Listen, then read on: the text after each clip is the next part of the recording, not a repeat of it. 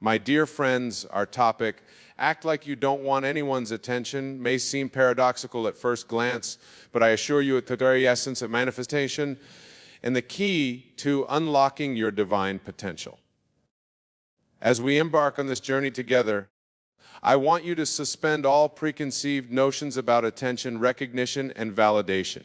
But what I'm about to share with you is beyond the surface level of human behavior and delves deep into the spiritual realm of creation and manifestation.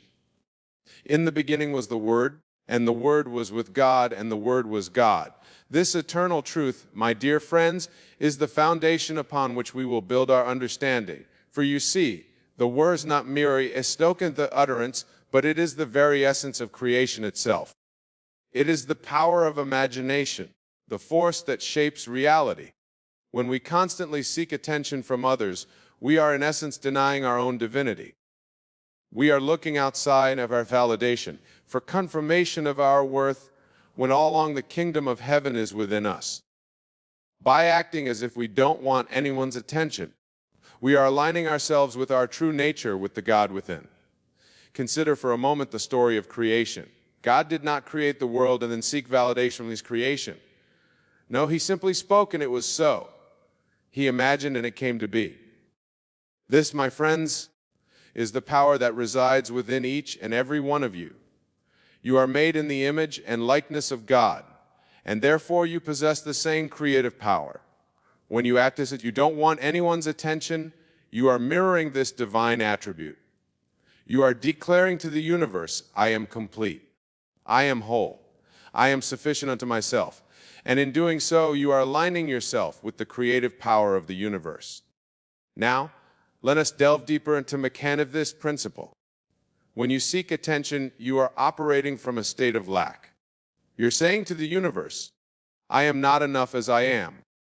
I need others to validate my existence. This state of consciousness attracts more experiences that reinforce that the self-perpetuating cycle that keeps you trapped in a limited version of yourself. But when you act as if you don't want anyone's attention, you're operating from a state of abundance. You are saying, I am complete. I am whole. I need nothing outside of myself. This state of consciousness attracts experience that reinforce your sense of completeness and wholeness. You begin to manifest a reality that reflects your inner state of being. My dear friends, understand this. The world is you pushed out. Everything you perceive in your outer reality is a reflection of your inner state. When you constantly seek attention, you are projecting a state of neediness and lack onto the world around you. But when you act as if you don't need attention, you project a state of completeness and self-sufficiency. This is not to say that you should become a hermit or shun all human interaction. Far from it. Rather, it means that you interact with the world from a place of fullness rather than emptiness. You give of yourself freely, not because you need something in return, but because you are overflowing with abundance. Consider the sun. It does not shine to occasion or recognition. It shines because that is its nature. It gives light and warmth freely, asking nothing in return. And yet all life on earth turns towards it, basks in its radiance, and flourishes because of it. This, my friends, is how you should be in the war you be thing. But wait, how can I act if I act as if I don't want attention when I feel a deep need for validation? And to this I say, you must use your divine gift of imagination. For imagination is the bridge between your current state and your desired state. Close your eyes for a moment and imagine yourself wounded through the world with complete self-assurance. See yourself interacting with others from a place of inner peace and contentment. Feel the sense of wholeness and completeness you're being. This is not something outside you that you need to attain. It is your true nature, your divine inheritance. As you hold this image in your mind, as you feel the reality of it, you are impressing it upon your subconscious mind and your subconscious mind. Being the faithful servant, begin this state to manifestation in your outer world. Remember, my dear friends, that your consciousness is the only reality. What you assume to be true, what you feel to be real, is what will manifest in your experience. when you assume the feeling of being complete and whole, when you body extending anyone's attention, you are setting in motion the forces that will bring this reality into manifestation. This principle applies to all areas of your life. In your relationships, when you act as if you don't need attention or validation from others, you become magnetic. People are naturally drawn to those who are self-assured and content within themselves. In your career, when you focus on doing excellent work for its own sake rather than for recognition, you often find that recognition comes naturally. But here's the key: you must persist in this new state of consciousness. It's not enough to simply imagine it once and then revert to your old patterns of thinking and behavior. You must live from this new state consistently, even when your outer circumstances haven't yet caught up with your inner reality. This, my friends, is what it means to live by faith. It's not about believing in something outside of yourself, but about having faith in the power of your own consciousness to shape your reality. It's about trusting the law of assumption, knowing that what you assume to be true must and will manifest in your experience. Now, let us address a common misconception. Acting as if you don't want attention doesn't mean becoming invisible or diminishing your light. It means shining your light. So bright light that you don't need to draw attention to it. It means being so secure in who you are that you don't need external validation. Think of the great spiritual teachers throughout history. They didn't seek attention or acclaim. They simply were who they were, and the world was drawn to their light. This is the power that resides within each of you. When you tap into your true nature, when you align with the God within, you naturally become a beacon of light in the world. My dear friends, understand this stance from a misunderstanding of your true nature. You seek attention because you believe you lack something, that you need something from the outside to complete you. But I tell you this, you are already complete. You are already whole. You are already one with the source of all creation. When you truly grasp this truth, when you embody it in your consciousness, the need for attention falls away naturally. You no longer seek validation from others because you understand that all the validation you need is already within you. You are the operant power of your life, the God of your universe. Now, some of you may be wondering, but Wayne, won't acting as if I don't want attention make me less successful in life? And to this I say, success is not about gaining attention or recognition from others. True success about aligning with your divine nature and expressing it fully in the world. When you act from this place of alignment, when you move through the world as a complete and whole being, you naturally attract experiences that reflect this state of being. You find yourself at the right time. Opportunities seem to fall into your lap. People are drawn to your energy and want to work with you. This is not because you're seeking attention or trying to impress others. It's because you're vibrating at a frequency that aligns to your highest good. You're in harmony with the creative forces of the universe. And the universe responds in kind.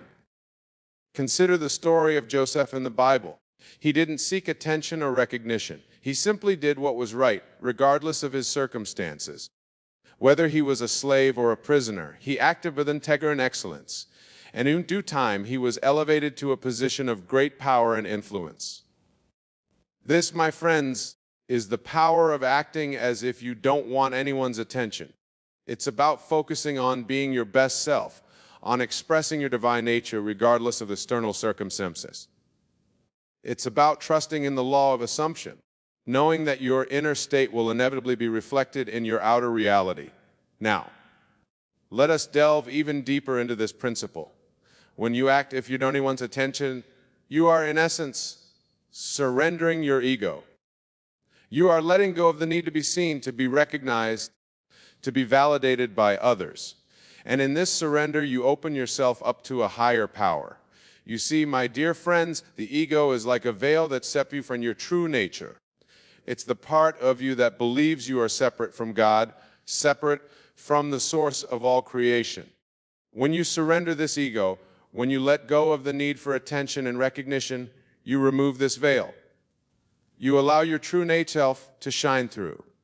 This is what it means to die to your old self and be reborn. It's not a physical death, but a death of the ego, of the false self that believes it needs validation from the outside world. And in this death, you are reborn as your true self, as the Gal you two are. When you operate from this place, when you act as if you don't want anyone's attention, you are allowing the God within you to express itself fully. You become a clear channel for divine inspiration. Ideas flow throughly. Creativity for an state of being. You find yourself guided to take actions that are in perfect alignment with your highest good. This, my friends, is the true meaning of success. It's not about accumulating wealth or fame or power. It's about aligning with your divine nature to express itself fully in the world. And when you do this, when you act from this place of alignment, all those other things, wealth, recognition, influence, tend to follow naturally. But here's the key. You must not seek these things for their own sake. You must seek first the kingdom of God, which to you must align with your true nature, with the God within. And when you do this, when you act as if you don't need anyone's attention, because you are already complete and whole, all these things will be added unto you. Now, surely this sounds too good to be true. Surely it can't be this simple. And to this I say, the truth is always simple. It's our human minds that complicate things. The law of assumption, the principle of acting as if, is as simple and as natural as breathing. Just you don't have to think about how to breathe. You don't have to struggle to apply this principle. You simply need to assume the state of being complete and whole, of not needing anyone's attention. You need to feel it as real, to live from that state consistently. And as you do this, you will find your outer world naturally aligning with this inner state. Remember, my dear friends, that creation is finished. All possible states already exist. When you act as if you don't want anyone's attention, you are not creating a new state. You are simply selecting a state that already exists and stepping into it. You're choosing to occupy a version of reality where you are already complete and whole. This is the power of your imagination. It is the palette from infinite possibilities, from make them your reality. When you imagine yourself as someone who doesn't need attention, who is secure in their own being, you are selecting that version of yourself from the infinite versions that exist. And as you persist this state, as you leave from it consistently, it becomes your reality. Now, let us address a common challenge that many face when applying this principle. You may find that old habits of seeking attention die hard. You may catch yourself falling back into patterns of neediness or validation seeking. When this happens, do not yourself arshi. Simply observe it, acknowledge it, and then consciously choose again. Remember, you are in the process of transformation. You are shifting from one state of consciousness to another. This shift doesn't always happen overnight.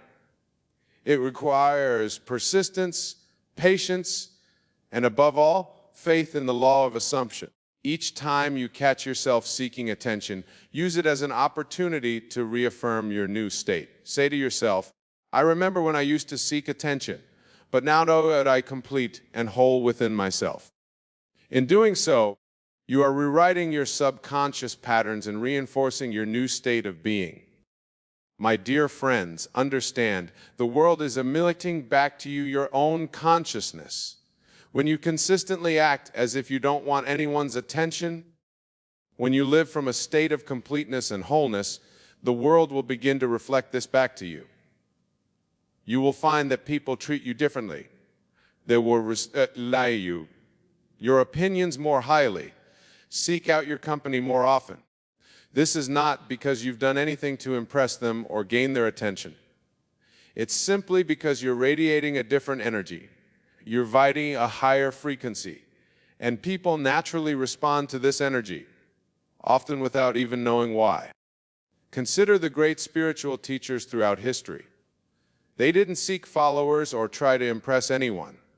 They simply embodied their truth, divine nature, and people were naturally drawn to them, sensing the power and authenticity of their being. This, my friends, is the power that resides within each of you. When you act as if you don't want anyone's attention, when you live from a place of inner completeness, you be like these great teachers.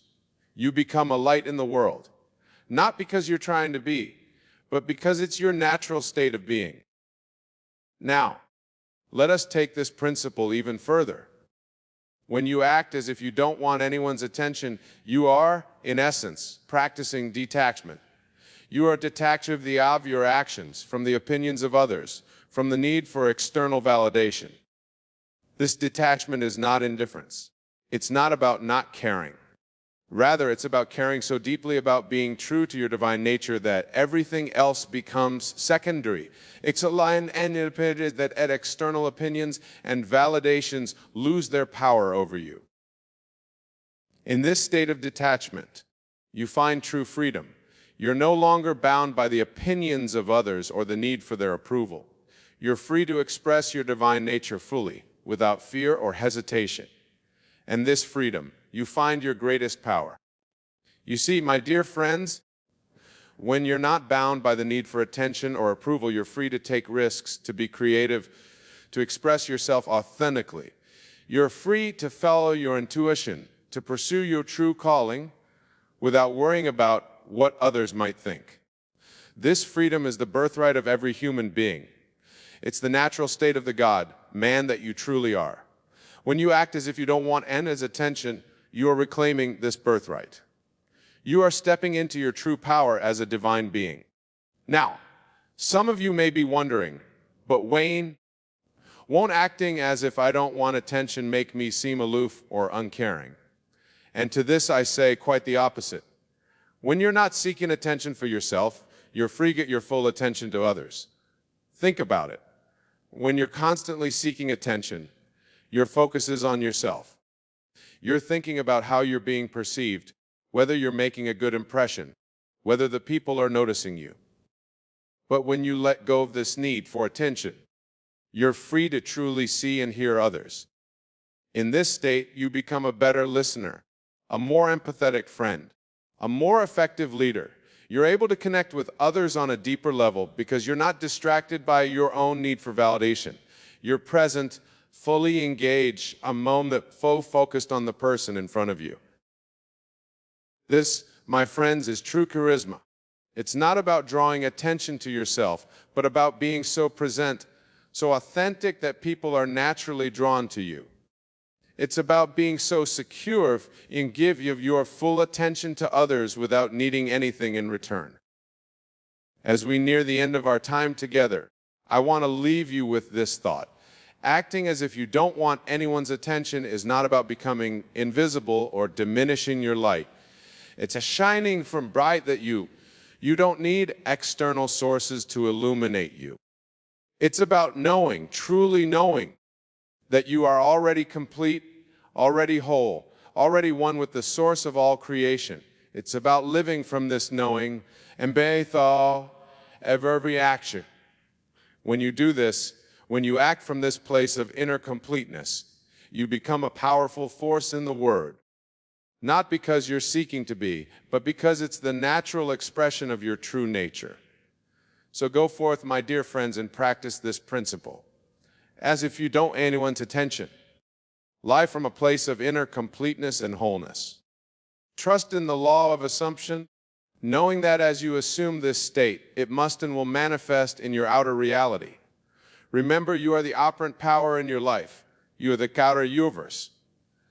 And as you then feel and assume, so shall your world be. Choose wisely, choose consciously, and watch as your world transforms before your very eyes. And above all, have faith, faith in the law, faith in your divine nature, faith in the power of your consciousness to shape your reality. For with faith, all things are possible. Thank you, my dear friends, for your attention and your presence. May you go forth and live from the God within you, shining your light brightly in the world, not for attention or acclaim, but because it is your true nature to do so. God bless you all. My dear friends, tonight we gather to explore a profound truth that has the power to transform your life entirely. We are here to discuss how you have no comparison. But before we delve into this topic, I want you to understand that what I'm about to share with you is not mere theory or a simple motivational trick. It is a fundamental truth of your being, the essence of your identity and the unlimited potential that resides within you. You see, when I say act like you have no comparison, I'm not suggesting you put on airs or pretend to be something you're not. No, I'm inviting you to recognize and buy of you really are. You are not just a physical body, not just a collection of memories and experiences. You are the very essence of creation itself, individualized as the unique being that you are. In the Bible, we read that God said, "Let us make man our image after our likeness." This is not speaking of a physical likeness, for God is not a physical being. It speaks of the creative power of imagination that each of us possesses. You are made in the image of God, the ultimate creator, and therefore you too are unique. You, the incomparable, and possess within you the power to shape your reality. Now, I know some of you might be thinking, but Wayne, I've been told all my life to compare myself to others, to measure my success against theirs, to strive to be better than my peers. And it will say, this is the gradient that keeps you bound. Comparison is a trap, a snare that keeps you from recognizing and expressing your truth. When you compare yourself to others, you are denying your own unique essence. You are saying, in effect, I am not enough as I am. I need to be like someone, but nothing be further from the truth. You are not here to be a copy of anyone else. You are here to be the fullest, most authentic expression of yourself. Let me share with you a powerful truth. There is no one else in all of creation exactly like you. No one with your exact talents or experiences, perspectives, and potential. You are utterly unique, a one-of-a-kind manifestation of the divine. How then can you compare yourself to anyone else?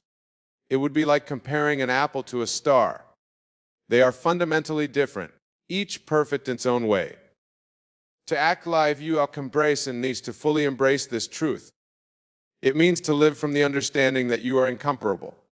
Not because you are better or worse than others, but because you are uniquely you. It means to express yourself fully, without fear of judgment or criticism, because you understand that your how you comes not from how you measure up to others, but from the simple fact of your existence. Now, some of you might be wondering, but Neville, how do I do this?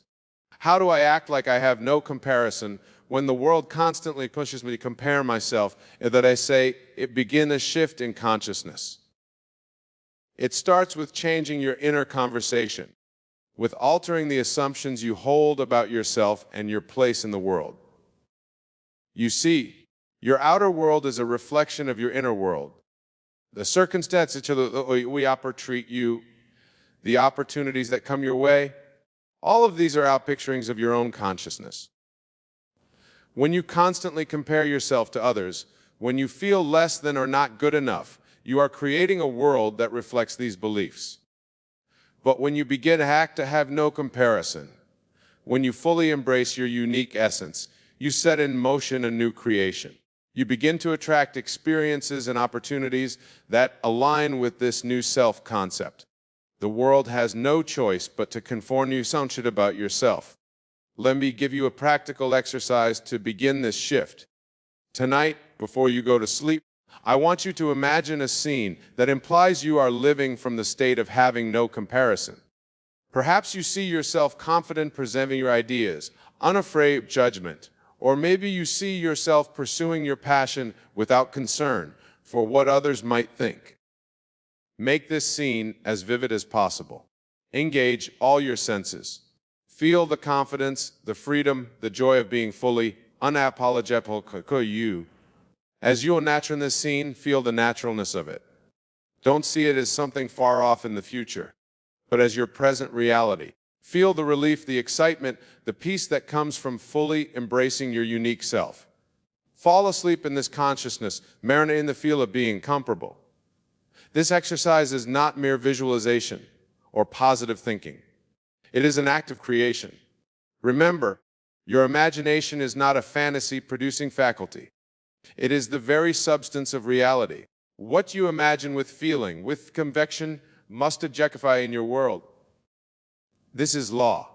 As you continue this practice, you'll begin to notice shifts in your outer world. You might find yourself speaking up more confidently in meetings. You might feel inspired to pursue that dream you've been putting off. You might notice people respondingly, recognizing and respecting your unique value. But here's where many people falter. They see these initial changes and then revert to their old patterns of thinking and behaving. They allow the old habit of comparison to creep back in. Remember, creation is not a one-time event. It is an ongoing process. You must persist in your new assumption. You must continually live from the state of being incomparable until it becomes your dominant state of consciousness. This persistence is key. The Bible tells us, be transformed by renewing of your mind. This renewal is not a single event, but a continuous process. Each time you catch yourself falling into the trap of comparison, gently remind yourself of your true nature. Affirm to yourself, I am unique, I am incomparable. I'm a spirit of divine. Now let's address a common concern that arises when people begin to embrace this truth. Some worry that acting like they have no comparison means becoming arrogant or dismissive of others. But nothing could be further from the truth. When you truly understand only this principle, you recognize not only your own uniqueness, but the uniqueness of every individual. You see, when you act like you have no comparison, you free yourself from the need to be better than others. You no longer see life as a competition, but as an opportune individual to express their unique essence. This understanding fosters genuine appreciation and respect for others, not arrogance or dismissal. Think of it this way. In a garden, we don't compare the rose to the daisy or the oak tree to the pine. We appreciate each for its innate beauty, its individual contribution to the overall harmony of the garden. In the same way, when you act like you have no comparison, you begin to see the world as a garden of unique individuals, each perfect in their own way. This perspective not only transforms, but how you interact with others. Instead of competing, you begin to collaborate. Instead of envying others' success, you celebrate it, recognizing that their achievement takes nothing away from your own unique path. This is the true meaning of abundance consciousness, the understand that enough success, joy, and fulfillment for everyone. Let's delve deeper into the practical application of this principle. Acting like you have no comparison doesn't mean ignoring feedback or refusing to learn from others. It means receiving feedback and learning opportunities in self-doubt. When you truly embody this principle, you can look at others' achievements not as a measure of your own inadequacy, but as inspiration for what's possible. For instance, if you're an artist and you see a piece of work that moves you, instead of thinking, I'm never that good, you might, what a beautiful expression of creativity. I wonder how I can express my unique vision with that level of skill. Do you see the difference? One from comparison and lack, the other from appreciation and abundance. This shift in perspective is crucial because of the life of the universe. When you're constantly comparing yourself to others, you're operating from a place of lack and limitation. You're saying to the universe, there's not enough success, talent, or recognition to go around. But when you act like you have no comparison, you're affirming love in the universe. You're saying there's room for everyone's unique expression, including mine. Now, some of you might be thinking, but Wayne, in the real world, we're often evaluated in comparison to others. How can I act like I have no comparison in a competitive job market industry? To that I say, your outer world will always conform to your inner assumptions. If you assume that you must compete and compare to succeed, that will be your experience. But if you assume that your unique talents and perspective are valuable and needed, you will find opportunities that align that assumption. Remember, the outer world is a shadow, a reflection of your consciousness. As you change your consciousness, as you fully embrace your incomparable nature, the outer world must change to reflect this new state. This is not wishful thinking. It's the law of your being. Let me show you a powerful technique to reinforce this new state of consciousness. I call it the I am meditation. Find a quiet place where you won't be disturbed. Close your eyes and take a few deep breaths to center yourself. Now begin to make I am statement firm your accountable nature. I'm unique. I am a perfect expression of the divine. I am valuable beyond compare. I am confident in my unique gift. I am free from the need to compare myself to others. As you make these statements, feel their truth. Don't just say the words. Elder relief, the freeing that comes with fully accepting your incomparable nature.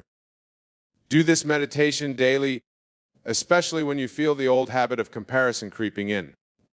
This practice does more than just make you feel good in the moment. It is little in rewiring your subconscious mind, aligning it with the truth of your being. Your subconscious doesn't know the difference between what you vividly imagine and what you experience in the outer world. As you persist in this practice, you're succumbing to these new assumptions as fact, and your outer world will have no choice but to conform. Now, let's address another aspect of acting like you have no comparison, the courage to be different. When you truly embrace your incomparable nature, you free yourself from the need to fit in or conform to others' expectations. You give yourself permission to be authentically, unapologetically you. This can be scary at first. We're conditioned from a young age to seek approval, to try to fit in. But remember, true fulfillment not from fitting in, from standing out, not in a loud, attention-seeking way, but in the quiet confidence of being true to yourself. Think of the great innovators and change makers throughout history. They didn't achieve greatness by trying to be like everyone else. They dared to be different, to express their unique vision, to follow their own path. And in doing so, they not only fulfilled their own potential, but also contributed something valuable to the world. You have that same potential within you. You have a unique combination of talents, aspiring perspectives that no person else in the world has. When you act like you have no comparison, you give yourself permission to fully express this uniqueness. You allow your true self to shine forth, unencumbered by the weight of other expectations or societal norms. This didn't mean you disregard all social conventions or act without consideration for others. It means you make choices based on your own inner guidance, your own values and aspirations, rather than from a place of fear or the need for approval.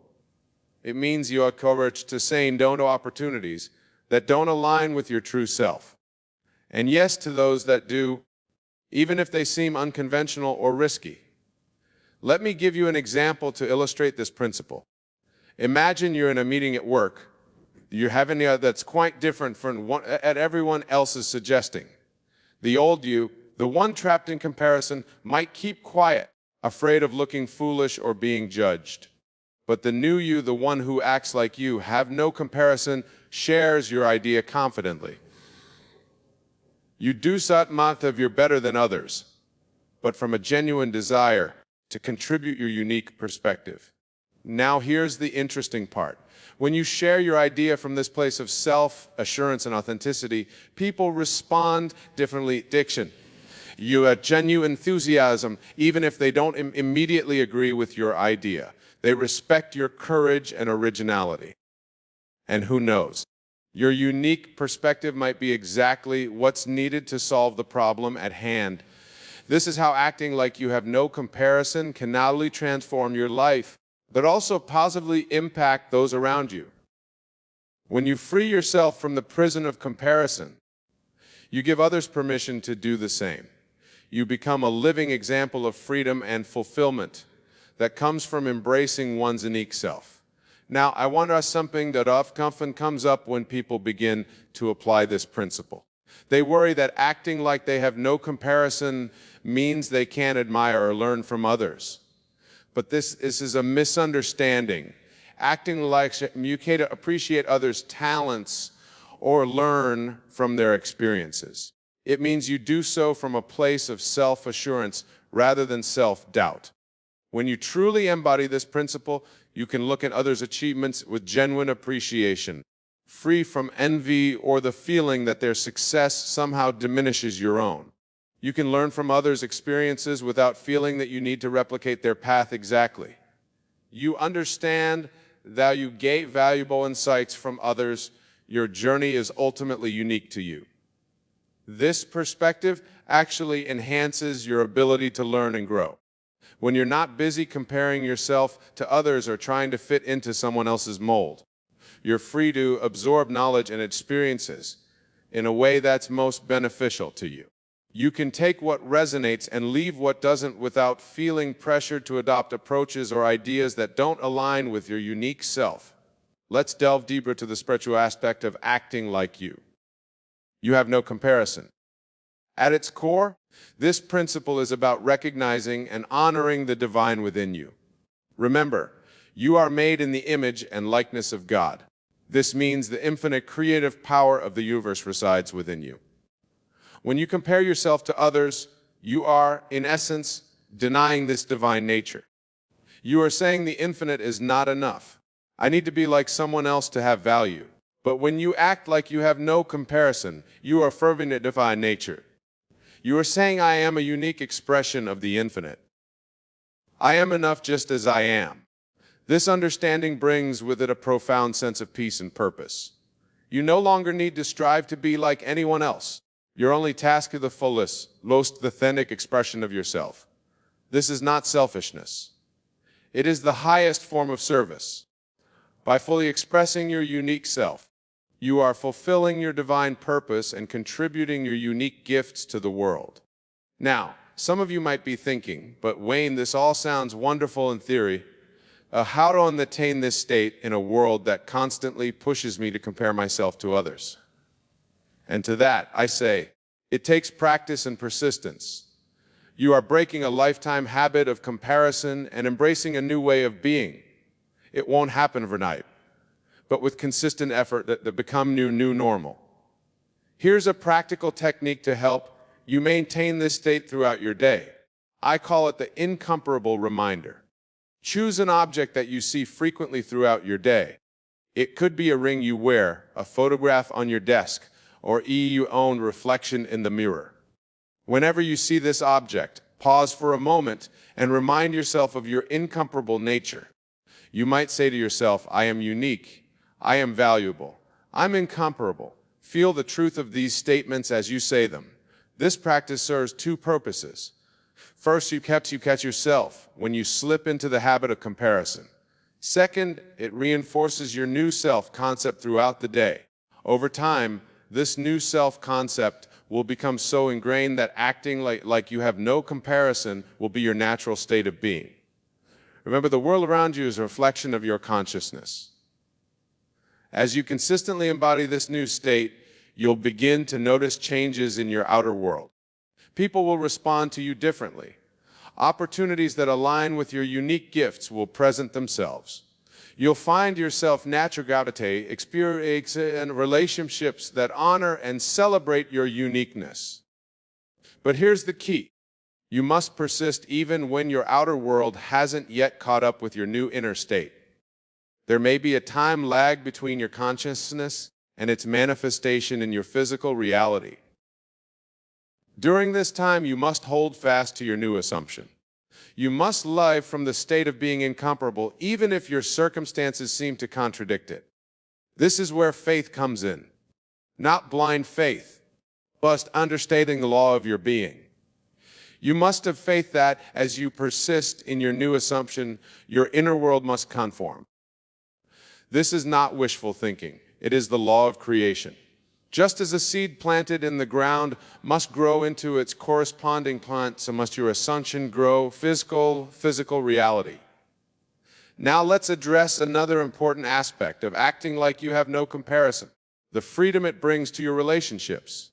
When you're constantly comparing yourself to others, your relationships tend to be conditioned envy or insecurity. But when you fully embrace your incomparable nature, you are free to engage with others from a place of genuine appreciation and collaboration. Think about it. When you know that you're unique, valuable just as you are, you no longer need to prove yourself to others. You don't need to be better than anyone else to feel worthy. This frees you to form authentic connections based on mutual respect and appreciation. You can celebrate others' successes without feeling diminished. You can offer your unique perspective without fear of judgment. This shift in how you relate to others can transform your personal and professional relationships, creating a more harmonious and fulfilling social environment. As we conclude our discussion on acting like you have no comparison, I want to emphasize that this is not just a personal development strategy. It is a spiritual practice that aligns you with the truth of your being. By embracing your incomparable nature, you are stepping into your divine inheritance. You are claiming your rightful place as a unique expression of the infinite. This is not ego or arrogance. It is the humble recognition of the divine within you. Remember, your task in this life is not to be like anyone else. It is to be the fullest, most authentic expression of yourself. As you embrace this truth, as you consistently act from the state of being incomparable, you will find a level of freedom, fulfillment, and creative expression that you may have never thought possible. You will discover that the universe is not a hostile place sources, but an abundant field of infinite possibilities waiting for you to express your unique gifts. Go forth, my dear friends, and act like you have no comparison. Not from a place of superiority, but from a place of self-assurance and divine recognition. Know that as you do this, you are not only transforming your own life, but you are contributing to the elevation of all humanity. For as you free yourself from the prison of comparison, you give others permission to do the same. You become a living example of the freedom that comes from embracing one's true divine nature. And in this way, you play your part in creating a world where each individual is free to express their unique essence, contributing to the grand symphony of life in their own incomparable way. My dear wonderful friends, tonight we will explore one of the most powerful yet misunderstood principles in the art of manifestation, the divine law of silence and selective association. Many of you have come to me asking, Wayne, why do my manifestations sometimes fail? Or why do things seem to fall apart just when they're about to succeed? Tonight, I will share with you a profound truth that will transform your understanding of the law. Let me begin by telling you why silence is not merely the absence of speech, but the very foundation of your creative power. In Scripture, we read, "Be still and know that I am God." This stillness, this divine silence, is not a mere suggestion. It is the very secret of creation itself. Consider how God created the world. Did he announce his intentions to anyone? Did he seek validation or approval? No, my dear friends. In the depths of silence, in the quiet of his own being, he spoke the words, "Let there be." And it was done. This is your pattern. This is your blueprint. Iron Maiden came to me in New York. She had been trying to manifest a specific position in her company, a position that seemed impossible to obtain given her current status. She had told everyone about her desire, seeking advice, validation, and support. For months, nothing happened. Then she heard this principle of silence and everything changed. She did something remarkable. She cut off all discussion of her desire. She stopped seeking opinion, stopped announcing her intentions. And most importantly, she went into what I call the sacred silence. Within 3 weeks, not only was she offered the position she desired, but she was offered an even better one she hadn't even imagined possible. You see, when you speak of your desires to others, you are diffusing your creative power. Every time you discuss your intentions, you are releasing the pressure of the creative force that should be building within you. It's like puncturing a balloon before it's fully inflated. The air escapes and the balloon never reaches its intended form. Let me share with you what I call the law of sacred silence. This law states that every desire has its own gestation period, just as every seed has its own time of growth. When you plant a seed in the ground, you dig it up every day to check its progress. You tell everyone about the seed you've planted and ask their opinion on whether it will grow. Of course not. You plant it in the silence of the earth and let it grow undisturbed. Your desires are spiritual seeds, and your consciousness is the soil in which they grow. Every time you speak of your desires to others, you are essentially digging up your seed to show it to the world. How can it grow if you don't give it the silence it needs to take root? But tonight, I want to take you deeper than you've ever gone before into understanding why cutting all contacts is equally crucial to your manifestation. This is not about isolation. It's about insulation. You must insulate your consciousness from the doubts, fears, and limiting beliefs of others. Consider the story of Noah. Before the flood came, he was instructed to enter the ark and seal it. This is not a historical account, but a psychological drama playing out in consciousness. The ark represents your consciousness, and sealing it represents cutting off contact with all that would disturb your assumption of the wish fulfilled. Many of you maintain relationships and connections that constantly pull you back into old states of consciousness. You try to rise to a new level of being while staying connected to those who know you as you were, not as you desire to be. This is like trying to fly while keeping your feet chained to the ground. Let me tell you about a student of mine who understood this principle perfectly. He desired to move from poverty to wealth, but he realized that his daily associations were keeping him anchored in the consciousness of lack. His friends, though well-meaning, constantly spoke of limitations, of how difficult it was to make money, of how the economy was against them. He made a bold decision. He temporarily cut all contacts that reinforced the old state of poverty consciousness. He didn't do this unkindly or abruptly, but he quietly withdrew from circles that kept him tied to the old state. Instead of spending evenings discussing lack with his usual companions, he went into silence and lived in the assumption of his wish fulfilled. The results were extraordinary. Within 6 months, his entire financial reality transformed. But notice something crucial. He didn't announce his intentions to withdraw. He didn't make declarations about cutting contacts. He simply did it in silence with the same naturalness with which you would close the door to keep out the cold. Now, let me share with you what I call the 3 chambers of silence. The first chamber is physical silence, the cessation of speaking about your desires. The second chamber is mental silence, the quieting of internal chatter and doubt. The third chamber, and most profound, is spiritual silence, the complete surrender to the feeling of your wish fulfilled. Many of you enter the first chamber easily enough. You can stop talking about your desires. Some of you even master the second chamber, controlling your thoughts. But it's the third where the real power lies. And this chamber can only be entered when you cut the ties that bind you to your old state. Think of Lot's wife in Scripture. She was told not to look back at the city she was leaving. This is not a story about physical geography. It's about consciousness. When you're moving into a new state of being, you cannot keep looking back at the old state or maintaining connections with those who are not old state. Let me tell you about the law of state residence. Everything and everyone in your life is a reflection of the state you occupy. When you try to enter a new state while maintaining connections with those who resonate with your old state, you create a psychological conflict that prevents your complete transformation. I recall a gentleman in Los Angeles who desired to become a renowned author. He had tad ideas. But he remained stuck in obscurity. Why? Because he kept himself surrounded by people who knew him as a struggling writer. Their very presence in his life kept him anchored to that state of struggle. One day, after hearing these principles, he did something that seemed drastic to others, but was perfectly natural to him. He cut all contacts with his writing group, stopped attending literary gatherings where people complained about how hard it was to get published, and went into complete silence about his work. Instead of discussing his book with others, he lived in the silence of his completed wish. He would walk into bookstores and quietly see his book on the shelves. He would silently feel the weight of his published work in his hands.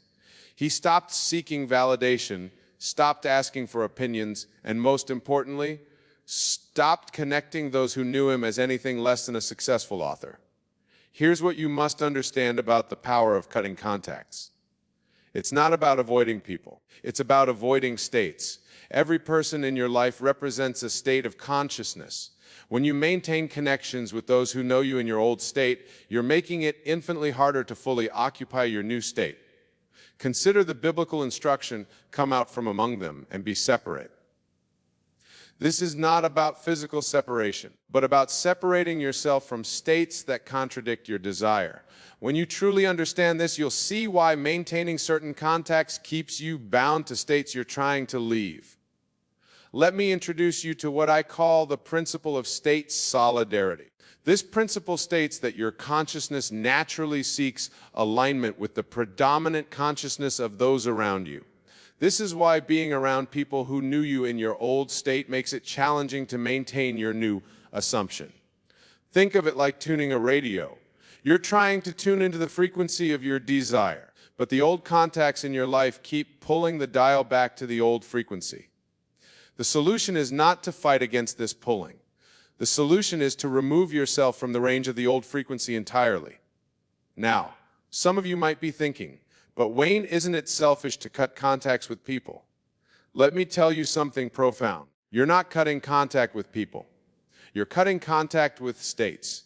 When you successfully establish yourself in your new state, you'll find that some of these people will either transform with you or naturally fall away. Let me share with you what I call the law of silent transformation.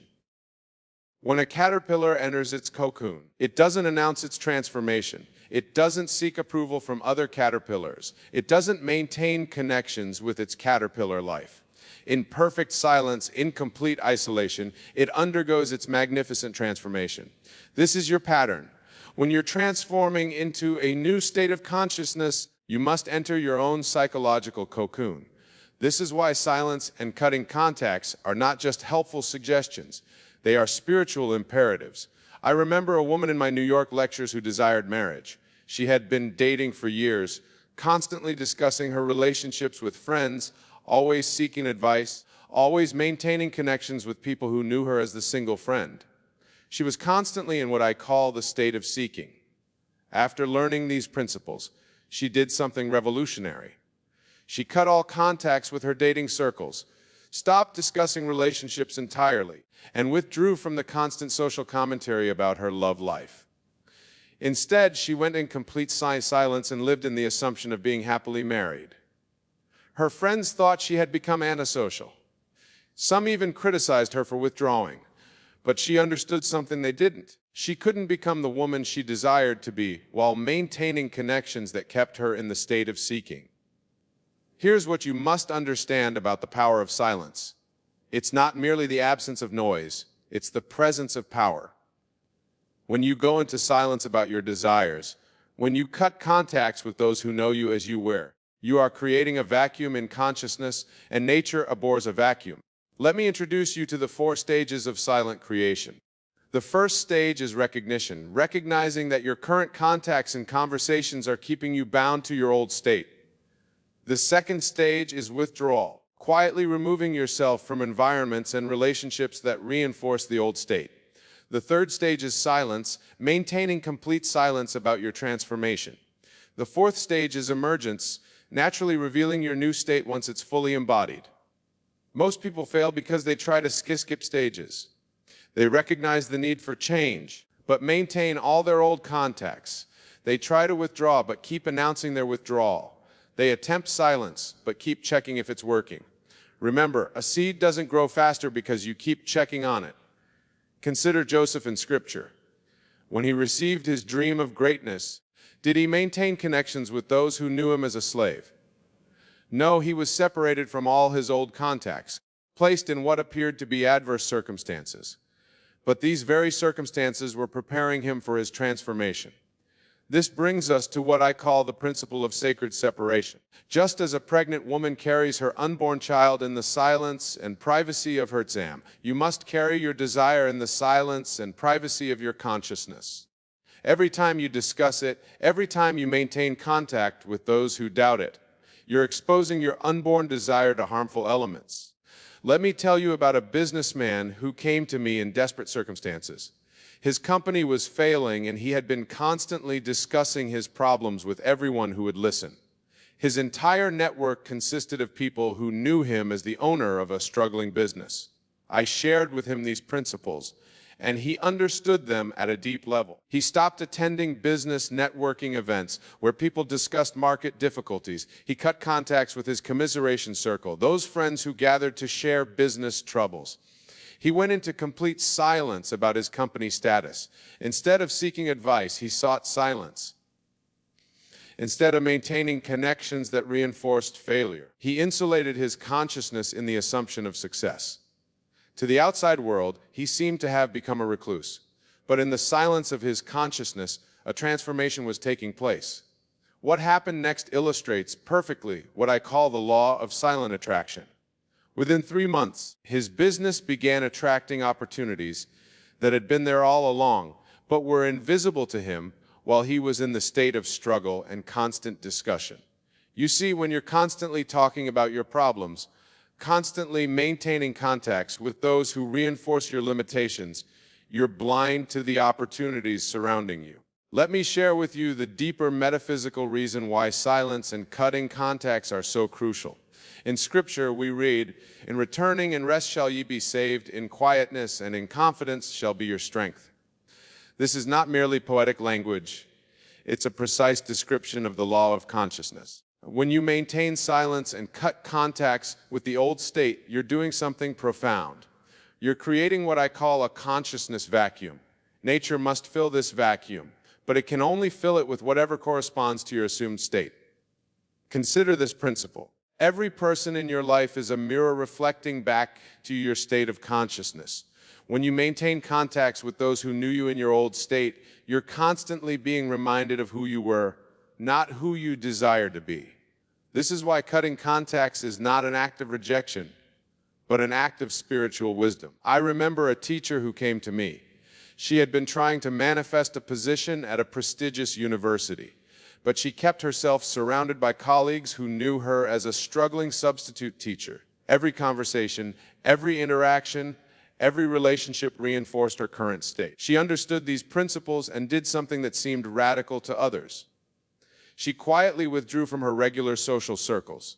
She stopped attending teachers' gatherings where the conversation centered around limited opportunities. She cut contacts with those who consistently reminded her of her current circumstances. Instead, she went into what I call the silence of assumption.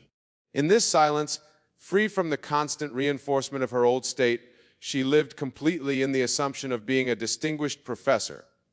She didn't tell anyone about this inner transformation. She didn't seek validation. She simply lived in the silence of her fulfilled desire. Here's what you must understand about the power of sacred isolation.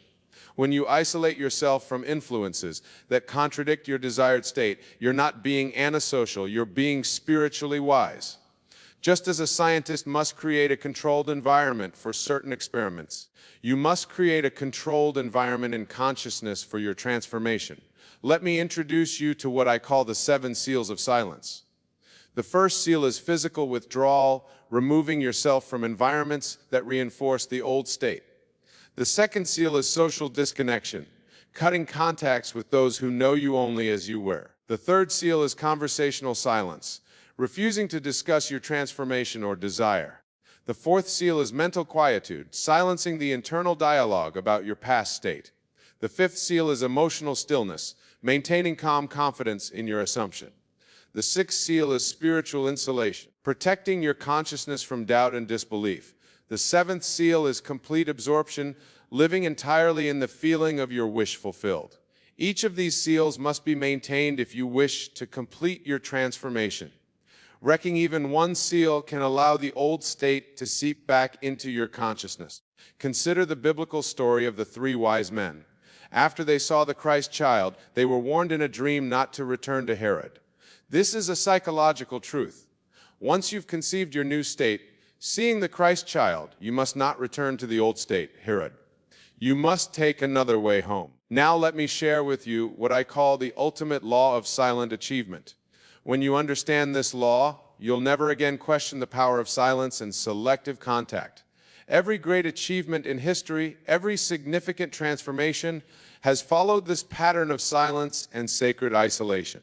Think of Jesus going into the wilderness for 40 days. Think of Buddha leaving his palace in social circles. Think of every great inventor, artist, or visionary who withdrew from society to birth their creation. This is not coincidence, it's law. Let me tell you about my own experience with this principle. When I first discovered these truths, I didn't announce them to the world. I went into silence. I cut contacts with those who knew me as the old man. In that silence, in that sacred isolation, I experienced what I call the great knowing. Here's what you must do starting tonight. First, make a solemn covenant with yourself, a covenant of silence.